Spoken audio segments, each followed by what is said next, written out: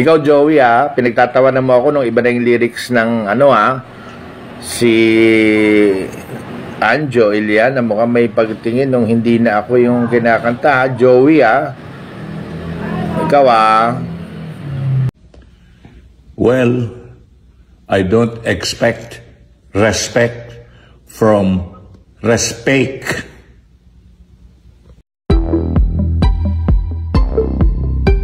Trending at usap-usapan ngayon sa social media ang tila naging tugon o resback ni Master Henyo, Joey De Leon, sa mga naging patutsada ni Anjo Iliana. Sa recent post ni The Barkads Alan K, ibinahagi niya ang isang maikling video ni Joey De Leon kung saan sinabi nitong, "Well, I don't expect respect from rest fake." Mababasa pa sa suot nitong t-shirt ang creator, "To eat his own stool."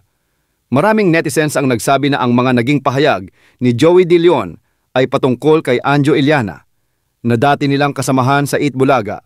Matatandaan na kamakailan lang ay isa-isang sinisiraan ni Anjo ang mga The Barkads. Kung ano-anong kwento ang ipinapakalat nito ng mga kasiraan ng mga dating katrabaho at kaibigan. Ayon sa mga balita, sumama ang loo ni Anjo nang hindi na siya pabalikin sa noontime show na naging tahanan na niya sa loob ng 20 taon. Kaya gumagawa ito ngayon ng ingay bilang paghihiganti sa mga dating kasamahan. Sabi naman ni Christy Fermin ay hindi naman tinanggal si Anjo sa Eat Bulaga, kusa itong umalis at tumanggap ng show sa ibang istasyon. Nakakumpetensya pa man din ng Eat Bulaga, pero hindi rin ito nagtagal at nawala rin sa ere. Samantala sang-ayon naman si Alan K sa naging resback ni Joey De Leon kay Anjo. Ani Alan, tama ka dyan Boss Joey, bilang pagsang-ayon. Ikaw, Joey, pinagtatawanan mo ako nung iba na yung lyrics ng si Anjo Iliana. Mukhang may pagtingin nung hindi na ako yung kinakanta, Joey, Ikaw, Well, I don't expect respect from respect. Umpisahan na natin itong nananalanta ng buong bayan. Ito talaga ang pinag-uusapan. Araw-araw may bago talaga siya. Alam mo, nakakatawa. Ngayon ko lang napag-isip-isip, hindi siya dapat na seryosohin. Hindi siya dapat maging punto ng ating emosyon kung meron mang nagagalit. Abay, may tumawag sa akin. Nay, tingnan mo yung bagong video ni Anjo Iliana. Nakaupo sa bowl. Walang pantalon, iri ng iri. Sabi niya, di ako naman tiningnan ko. Hala, totoo nga. Nakaupo siya sa bowl. Tapos iri siya talaga ng iri na parang Juby Jebs. Ganon. Naku, ewan ko na lang kung saan ako hahanap ng katwiran at dahilan kung ano na nagaganap sa kanya ngayon. Pero meron siya, pinupuri niya si Master Henyo, Joey De Leon. Romel, ikaw muna. In fairness naman, bineltahan niya naman ng bonggang-bongga. Akala ko nga, wow, close sila. In fairness naman, naging close naman din sila. Naging malapit sila sa isa't isa nung nasa Eat Bulaga pa siya. Marami siyang kininganto na kung ano-ano ng mga pakiusap na nagawa daw yung sa kasal nila ni Aileen. Nagawa ng paraan, na laking pasalamat daw ni Master Henyo. Okay na yon. Tapos okay na, nakita ko yung patawa-tawa ka. Yun yung nagulat ako, nakita ko tawa-tawa ka. Tawa-tawa kayo ni Bossing Dick nung palitan yung pangalan ko doon sa kanta ng Sex Man. Okay lang yan. Sabi pa niya, okay lang yan, yung patawa-tawa kayo. Pero, huwag niyo akong sisiraan. Alam niyo na this.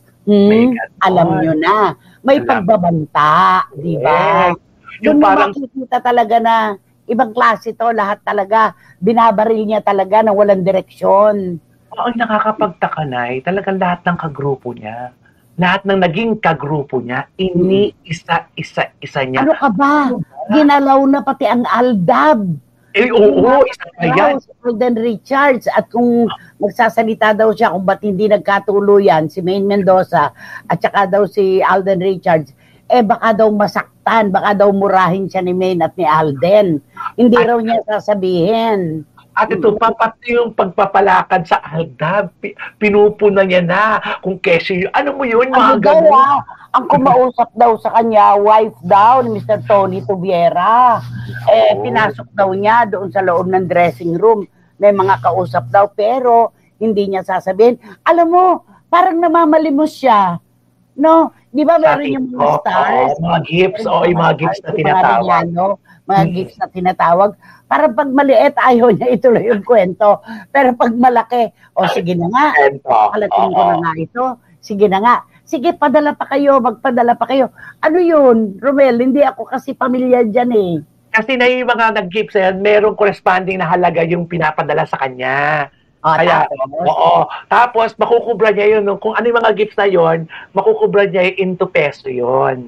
Okay. So, kaya para na siyang nakikiusap na, padala niyo ko. Yung malaki naman. Ganun-ganon. Yan. Correct. Diba? Para naman bigyan ko kayo ng magandang kwento. Diba? Nakakaawa siya. Walang biro. Nakakaawa talaga siya. Oo. At saka ano gusto niya palang kanya ngayon. At saka di ba gusto niyang seryosohin siya sa mga kanya mga kinikwento. Bakit hindi niya ayusin ang kung nasaan siyang lugar, di ba dapat maayos para hindi para kapani-paniwala. Oo, kapani-paniwala. Isa na raw siyang political analyst ngayon at saka manghuhula na raw siya. Kasi daw, lahat ng pinag-aralan daw niya yan. Ganun pala, ba't hindi siya magpakaseryoso? Bakit kung ano-anong paninira sa mga dati niyang kasama, Dabarkads, ang pinaggagawa niya? Hindi daw paninira yun. Nagkikwento lang daw siya. Sabi nga niya, bakit daw si Alan Kay, ikinukwento pa yun tungkol sa rubber shoes. Ikaw, ano ginagawa mo? Ano ginagawa mo ngayon sa mga Dabarkads? Di ba paninira? Outright na paninira ang ginagawa mo.